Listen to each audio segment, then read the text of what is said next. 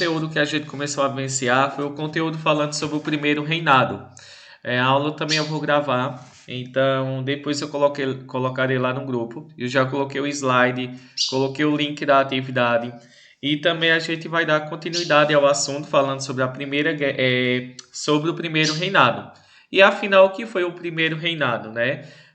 O primeiro reinado, ou o primeiro, a gente não fala primeiro império, a gente fala primeiro reinado, que foi o governo de Dom Pedro I.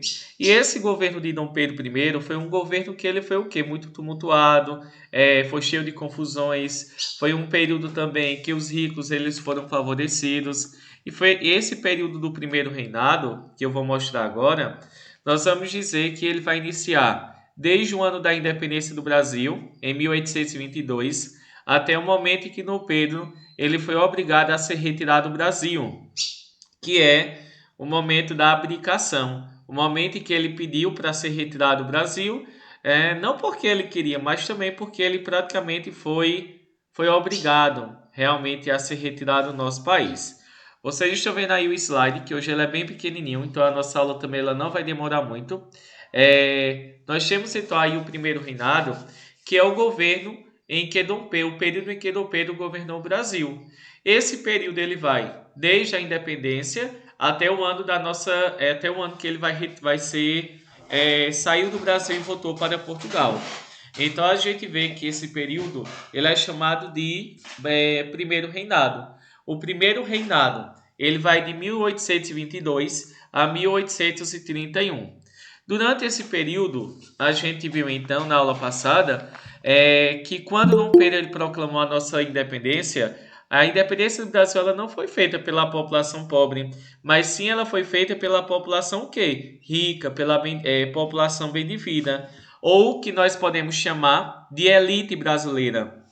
Nós vamos dizer que os grandes comerciantes, que os grandes proprietários de terras, nós vamos ter também que os grandes senhores de escravos, eles tinham um objetivo. E o objetivo que realmente eles tinham era de fazer o quê? Era de apoiar Dom Pedro I para que ele assumisse o poder no Brasil e assim os pobres eles não proclamassem a independência. Porque se aqui no Brasil tivesse acontecido como no restante da América, ou seja, que os pobres chegaram ao poder através das lutas de independência, o Brasil ele teria sido o quê? Um país mais livre, mais independente desde o ano da nossa independência. Então, Dom Pedro, com a ajuda dos ricos do Brasil, proclamaram a independência do Brasil não porque eles eram bonzinhos, mas sim principalmente o quê? Por uma questão econômica, por uma questão financeira. Vocês estão vendo aí que a independência do Brasil, ela foi um acordo entre os ricos. Ou seja, né? A gente vê que foram os ricos que queriam a independência do Brasil, junto com Dom Pedro I, para ele não ser obrigado a voltar para Portugal. Ele decidiu se unir com os ricos do Brasil, grandes fazendeiros, grandes comerciantes, e proclamar a independência do Brasil lá no ano então de 1822. Vejam aqui, a gente tem então esse período falando então sobre a independência do Brasil. A gente viu também que algumas regiões do Brasil também aconteceram resistência. Nós vamos ter no Maranhão, na Bahia, no Pará, vamos ter também no Piauí, na província da Cisplatina, lá no Uruguai. E a gente vai dizer a gente tem aí então que durante muito tempo o Brasil ele também teve o reconhecimento de alguns países, como por exemplo, a independência do Brasil, ela teve o reconhecimento primeiro, o primeiro país a reconhecer que o Brasil era um país livre e independente foram os Estados Unidos, né, lá no ano de 1824, porque realmente os Estados Unidos queria dominar, ter um controle sobre a nossa economia. Nós temos também aí Portugal. O Brasil teve que pagar 2 milhões de libras esterlinas a Portugal para Portugal reconhecer a nossa independência. E vamos dizer que em seguida teve o reconhecimento também da Inglaterra, que queria que o Brasil acabasse com o tráfico de escravos. Então a gente vê que o primeiro passo depois da independência foi permitir então que o Brasil tivesse essa liberdade, que o Brasil, a partir daquele momento, ele tivesse o reconhecimento da independência de outros países, que outros países reconhecessem que a gente era um país livre, independente, que não pertencia mais a Portugal, e que a partir daquele momento o Brasil, ele sem dúvida teria um avanço muito grande. Vocês estão vendo aí então, pessoal, quando a gente fala na independência do Brasil, a gente tem que se lembrar então, inicialmente foi tentado fazer uma constituição, só que essa é uma constituição é o quê? É um conjunto de leis. Só que as primeiras leis que foram criadas no Brasil, elas não permitiam o quê? Elas não permitiam que o rei fizesse o que ele queria. Nós vamos dizer, né, que o rei ele não poderia dissolver um parlamento, ele não poderia mandar nas forças armadas do país. E a gente vai dizer, por essas leis elas não permitirem que Dom Pedro ele tivesse poderes absolutos sobre a economia do seu país, ou também sobre o exército, a marinha, nós vamos então dizer o quê? É nesse momento que a gente percebendo que Dom Pedro ele não vai aceitar a primeira Constituição, ou seja, o primeiro conjunto de leis do Brasil, porque essas leis retiravam o poder dele, o poder que ele tinha sobre o Brasil. E a gente então começa a ver. É nesse momento que Dom Pedro, né, ele não concordou com as primeiras leis porque elas retiravam o seu poder.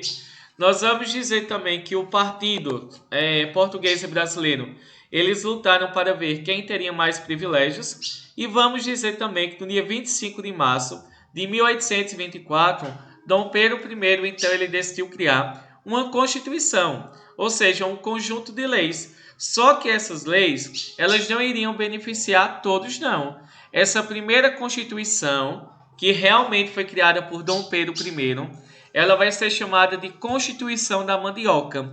Ou seja, as nossas primeiras leis, todas elas foram colocadas juntas, né, em um único livro, que é chamado de Constituição. E essa Constituição, ela quer dizer o quê? Alô? Essa primeira Constituição, gente, ela é chamada de Constituição da Mandioca, que é um conjunto de leis que organiza um país. A nossa primeira Constituição, ela é conhecida como Constituição da Mandioca.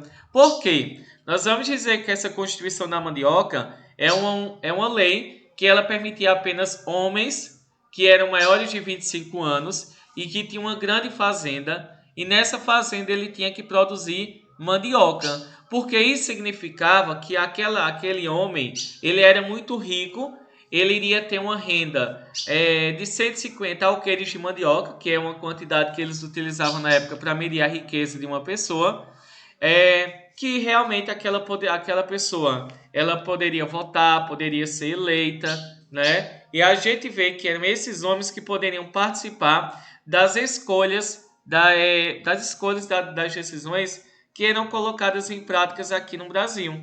Então, a Constituição da Mandioca é porque apenas os fazendeiros, né, que eram homens ricos, maiores de 25 anos, que eram brancos e católicos, eram eles que participavam do sistema eleitoral.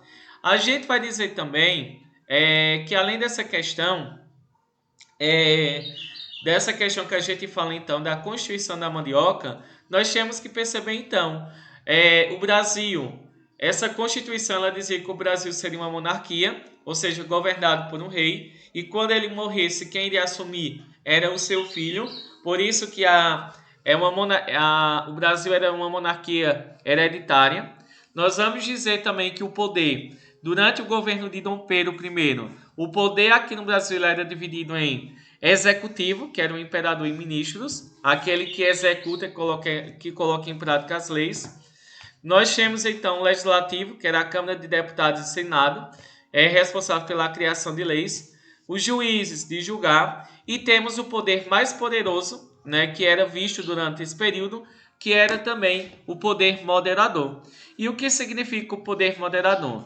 Era um poder em que ele pertencia principalmente ao imperador. Ele poderia criar leis, poderia colocar em prática, ele poderia julgar uma pessoa. Então, tudo que existia era submetido ao poder do imperador, porque a partir do quarto poder, ele tinha poderes plenos para fazer o que ele bem quisesse. Então veja que essa lei ela dizia o quê? Que apenas homens participavam da eleição, que o Brasil seria uma monarquia, que o poder estava dividido em 4 partes e o quarto poder era o seu, que era o mais poderoso, ele mandava em tudo.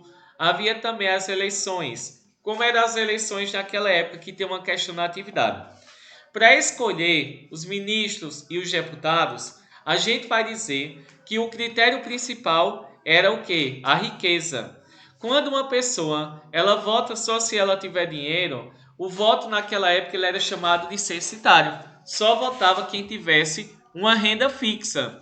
Como é essa renda fixa? Deixa eu só mostrar aqui a vocês.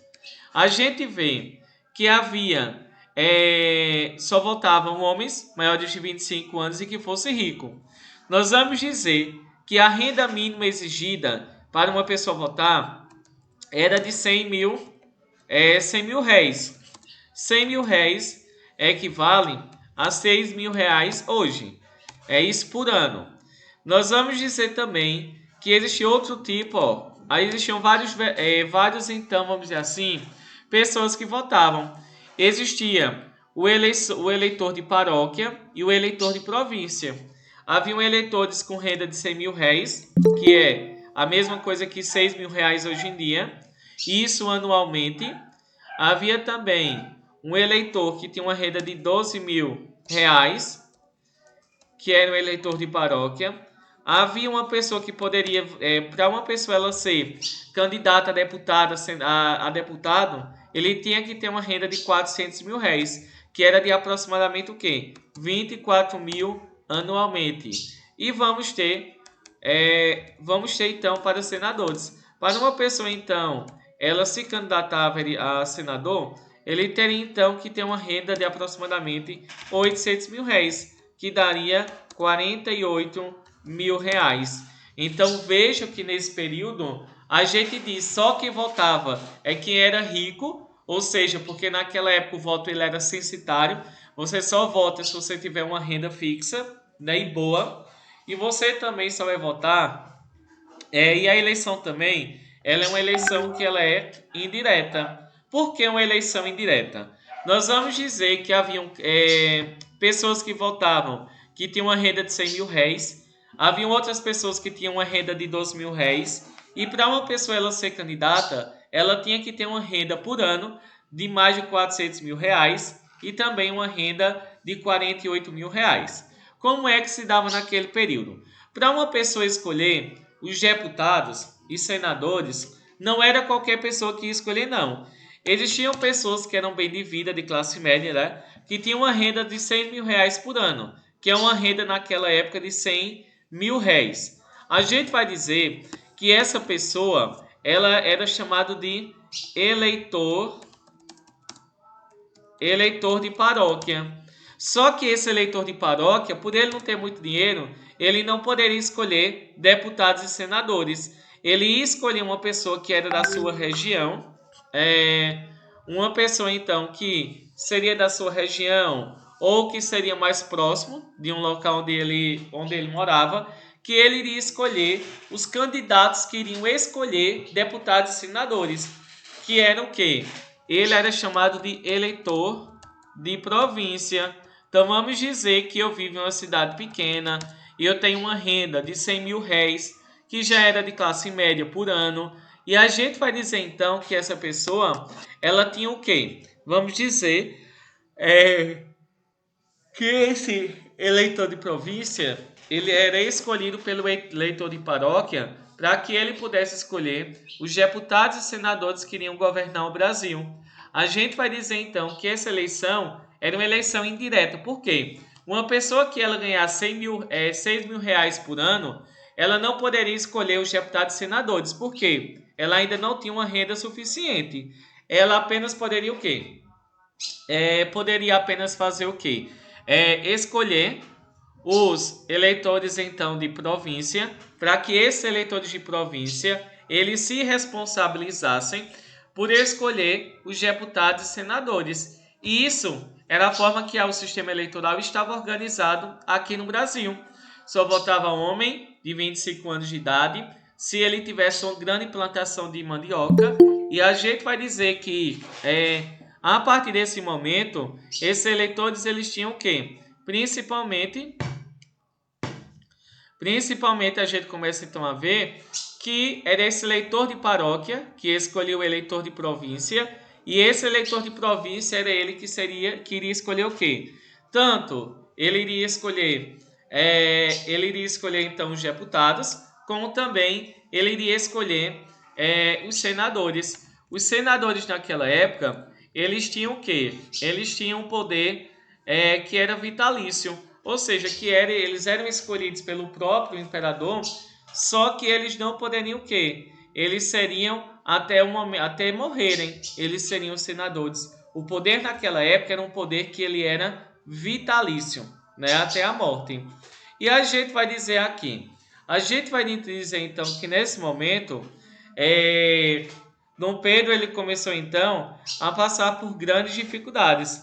Primeiro a gente vai dizer que essa lei também, que foi a primeira Constituição, a Constituição da Mandioca, a gente vai então dizer que ele também criou algumas coisas dentro dessas leis.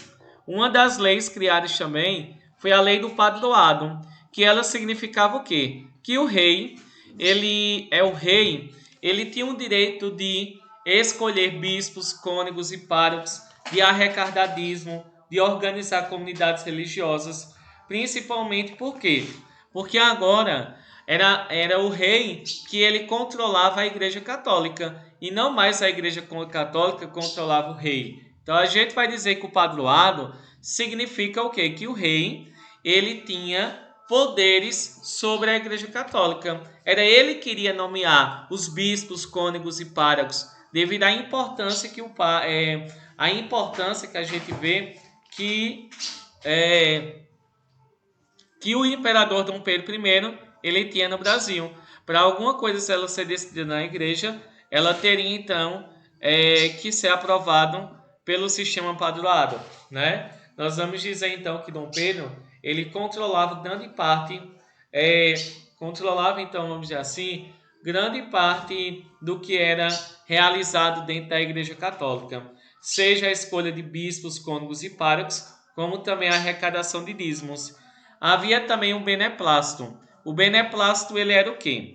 Beneplácito significa que o que fosse aprovado pela Igreja Católica, ele não seria aplicado diretamente na sociedade, não. Ele teria que passar pelo imperador e só depois que o imperador ele aprovasse, que ele achasse legal, ele dissesse, não, isso não vai nos prejudicar. Aí sim é que essa questão da Igreja Católica ela iria ser colocada aqui em prática no Brasil, devido ao sistema chamado de beneplácito, que é o que vai dizer que a Igreja Católica que o que fosse aprovado pelo Papa ou pelo bispo teria que passar por Dom Pedro I para que ele dissesse se seria aprovado ou se não seria. E a gente vê que o padroado é apenas uma questão de quê? O padroado, como eu falei, significa o quê? Que tudo que seria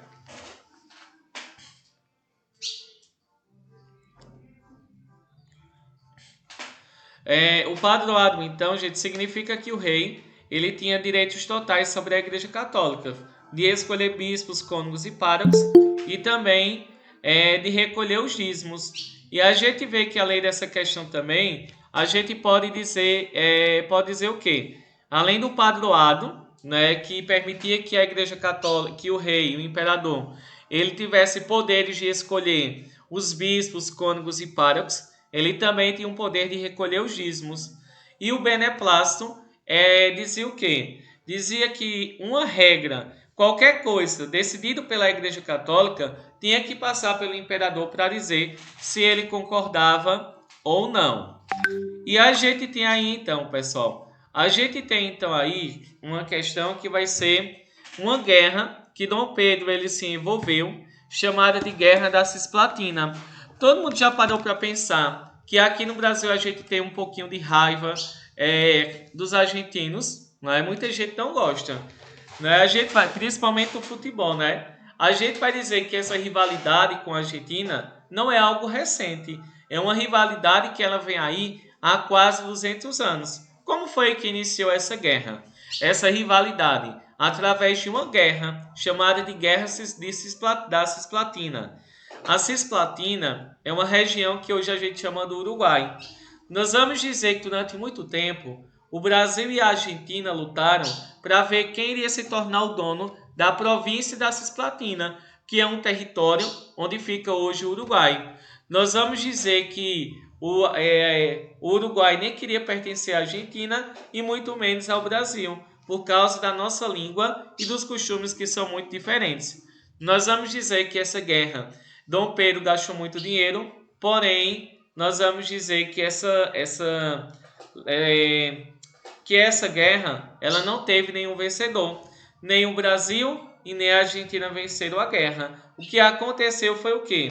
O que aconteceu naquele momento foi apenas então em que o imperador, né, apenas que foi assinado um acordo de paz entre a Argentina e o Brasil, e esse acordo que foi assinado, Ô, ele professor, definiu sua o aula até quê? que horas? Até 12. Foi 7, tá bom. decidido então que a província da Cisplatina, que hoje é chamada de Uruguai, iria se tornar um país livre e independente, ou que ficou conhecido na época como República Oriental do Uruguai. E a gente tem aí para finalizar nossa aula, falando um pouquinho então sobre a questão do fim do primeiro reinado. O fim do primeiro reinado, pessoal, ele vai ser marcado o quê? Muitas pessoas estavam descontentes com o governo de Dom Pedro. Inclusive, a gente vai dizer que um pouco antes da Guerra da Cisplatina, é,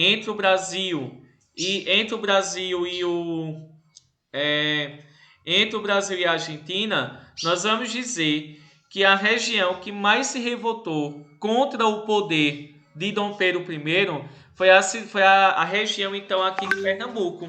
Nós vamos dizer que o estado de Pernambuco ele decidiu então se revoltar, formar um grande movimento para lutar contra o poder de Dom Pedro I, para retirá-lo do poder.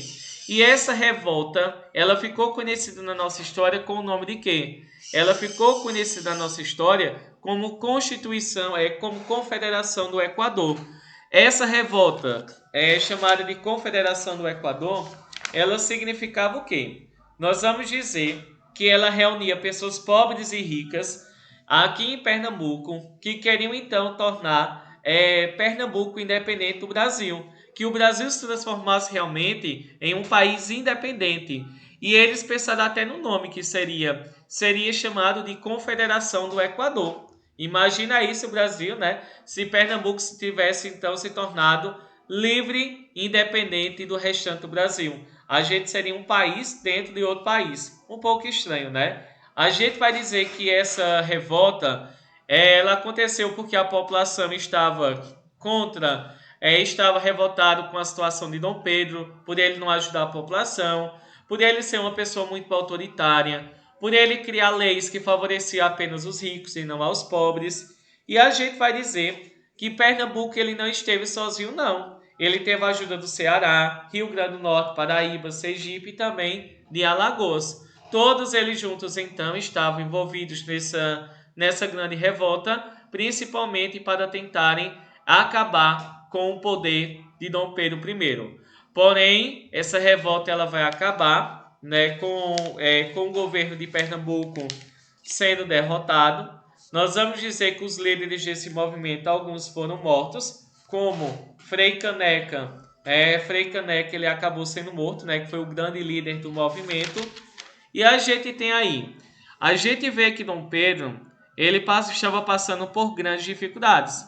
A gente vai dizer que várias dificuldades estavam sendo vistas durante esse período. Nós vamos dizer que ele expulsava os deputados quando ele não gostava. Vamos dizer que ele criou uma constituição que favorecia apenas os ricos, não é? Que era a Constituição da Mandioca. Vamos dizer também que ele utilizava a violência contra os rebeldes aqui de Pernambuco, lá na revolta chamada de Confederação do Equador. A gente vai dizer que o Banco do Brasil ficou falido, porque a família real, ela gastava muito dinheiro aqui no Brasil. Então o dinheiro, se acabava muito rápido. e havia também o descontentamento com as mortes e gastos então da guerra contra a Argentina. Para piorar a situação, em 1826, Dom João VI morreu, que era o pai de Dom Pedro, e os portugueses então começaram a exigir que Dom Pedro ele voltasse para Portugal. Porém, a gente vai dizer então que Dom Pedro ele deixou a sua filha governando Portugal, que era Maria da Glória, mas como ela era de menor de idade, ela não pôde governar. Então, quem passou a governar foi o irmão dele, o irmão de Dom Pedro, chamado de Dom Miguel. E a gente vai dizer, foram vários fatores então que levaram ao fim do governo de Dom Pedro I. O primeiro motivo foi a crise da economia. O Brasil estava economicamente falido, com várias despesas militares, pagando um grande exército, e os portugueses também eram eles que dominavam o comércio. Então a gente vai dizer que a economia, né, aqui do Brasil, durante o governo de Dom Pedro, estava a economia falida.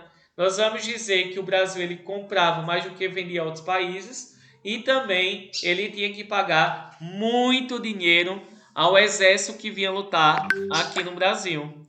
Além da economia estar falida, do Banco do Brasil ter falido, nós vamos dizer também aí que aconteceu as tensões políticas. Nós vamos dizer também, pessoal, vejam, primeiro, Dom Pedro I estava sendo forçado para voltar para Portugal. Então todo mundo tinha medo de que se ele voltasse para Portugal, o Brasil iria voltar a ser uma colônia de Portugal, um simples país. Segundo, foi a economia do Brasil que estava arrasada. Ele gastava muito com luxo, gastava muito com as festas, né? Gastava também